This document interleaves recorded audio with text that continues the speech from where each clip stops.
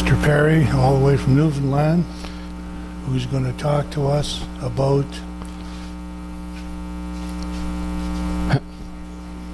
what? Bird feeder hanger. Okay, there you go. So it's going to be a little bit of joinery A little bit of joinery. and Yes. a whole lot of other stuff. So Cal, go ahead. Thank you very much, Dennis.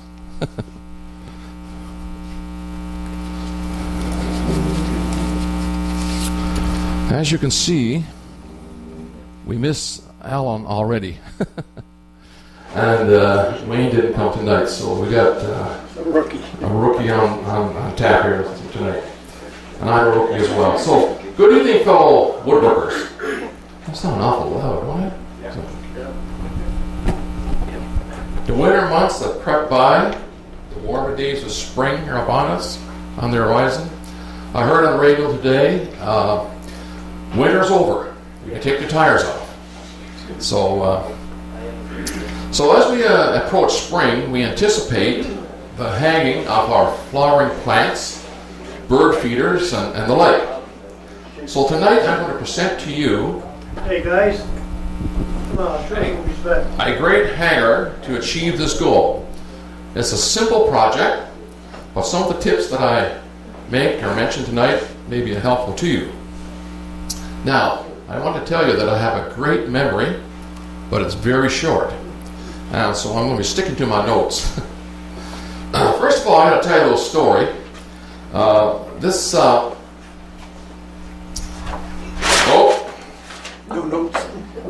This old timer, a woodworker, is looking at some tools in the building supply store.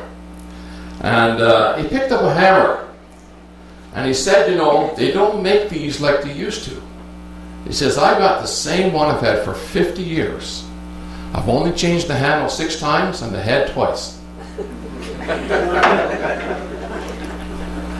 So, but on the subject of hammers, I've had this one for a while. This is a wooden handle, of course. I've had others. But I really like the feel of a wooden handle. And you feel, some people feel that way. So it's nice to have a wooden handle on your hammer. But I'm not here to talk about hammers tonight, but I want to hammer home a great idea on how to build a plant or bird feeder hanger. So what I decided to do was cut the pieces ahead of time and discuss as I go through the process of putting it together. And as a side note, I attended a funeral yesterday of a good friend. And he used to do a lot of woodworking with one of my cousins.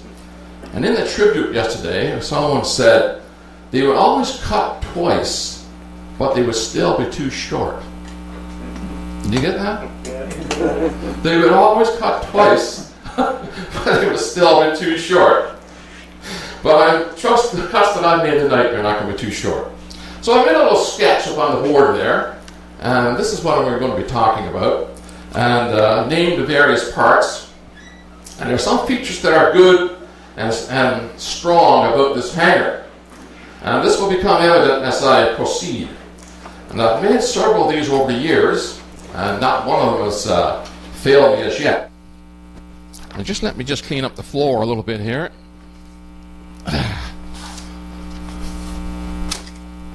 So, first of all, when you're doing a project such as this, you have to choose your lumber. And because it's going to be an outdoor project, in this case, it's best to have pressure-treated lumber. And it's not necessary to go out to the lumber yard and spend a whole lot of money buying wood to build this. Maybe you go through your stack of wood that you have in your workshop, and you may find exactly what you need. And what I've chosen tonight is reclaimed deck board. And this original piece was very dirty and rough, and so it's reclaimed deck board, and so it's turned out pretty good. Now, metric or imperial? How do we measure today? For interest's sake, I checked it out on the web. I'm just going to move back over here. And And the conversion, on the web it talks about the conversion process. And the Liberal government, Pierre Elliott Trudeau, now that was the first Trudeau Prime Minister, first began implementing the metric system in Canada in 1970. And with the government agency, he dedicated to implementing the project. So he put a commission together established in 1971. So by the mid-1970s, the first metric product labeling was introduced. So now that's over 40 years ago, and we're still totally confused about it. At least I am, I speak for myself. The construction industry, for whatever reason, has not adopted the metric system and has stuck with the imperial system. But apparently, there are some exceptions, particularly in cabinetry. I know this is very frustrating for kids coming out of school today, especially if they're going into the construction trade and going to be doing carpentry. So for my measurements tonight, I'm sticking to the imperial system. Another thing, what is a 2x4? Do you ever wonder what is a 2x4? Why is a 2x4 not a 2x4?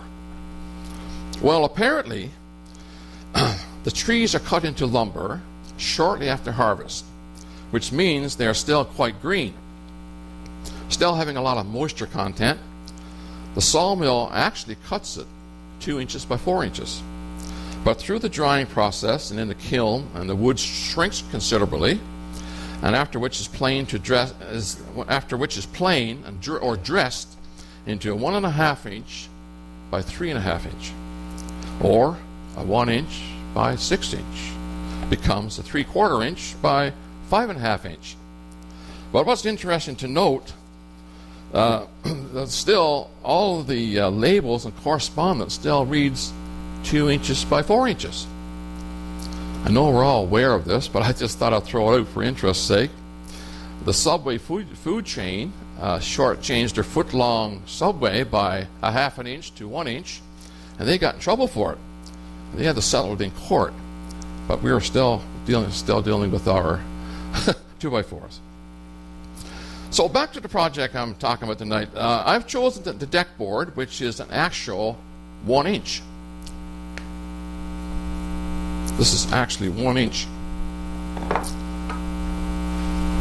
And so if you go to the lumber yard and you ask for a 1 inch by 6 inch, you may be disappointed. You may come home with the wrong product. So what you do now, instead of asking for 1 inch, you ask for 4x4 or 4x4. So in our math, if you take 4 times 1/4 equals 1 inch. So this is an actual measurement that we have now, 4x4 or 4x4. If you want a 1.5 inch actual thickness, you ask for a 6x4. 6 times 1/4 is 1.5 inches. So that's interesting to note that when you go to the 4x4. Everybody aware of this? I'm sure you are, yes. So this is what I have tonight. It's a 4. Now, it's kind of interesting. If you go in and ask for a 4x4 times 6, you'll come home with a 4x4 times 5.5. So you got to be careful what you ask for and what you compared to what you get. So first of all, so I took this board and I ripped. This is a 1 inch and 3/4 wide, and I ripped that off on my table saw. So what I have here tonight is an actual 1 inch by 1 3/4 inch. I sanded it all off nice, and it's compared to what it was originally, it looks pretty good. And so now we're going to look at what I call the hanging mechanism. I got myself a mess here already. Just so this is this guy right here.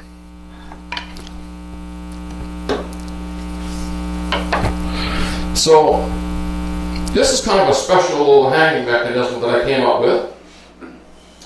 And it's one of the benefits of this design. And what I did, I drilled a 1 1/4 inch hole through the end right here. And what I used for that was a Forstner bit. And now, you're probably all familiar with this, but I don't know some of the new people. This is Canadian Tire Special. And you go just buy a box of Forstner bits, and you end up with a whole lot of them. And you probably only ever used 1 or 2 of them in your whole lifetime. But that's okay. So I used 1 1/4 inch on this one. By the way, you know why it's called that Forstner bit?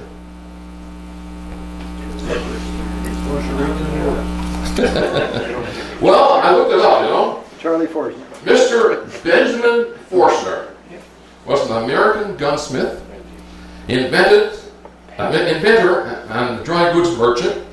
He successfully invented the Forstner bit and patented it in September 22nd, 1874, and he made a whole lot of money. So today, after all these years, we're still using it. And it's kind of interesting that the design, I guess, it's got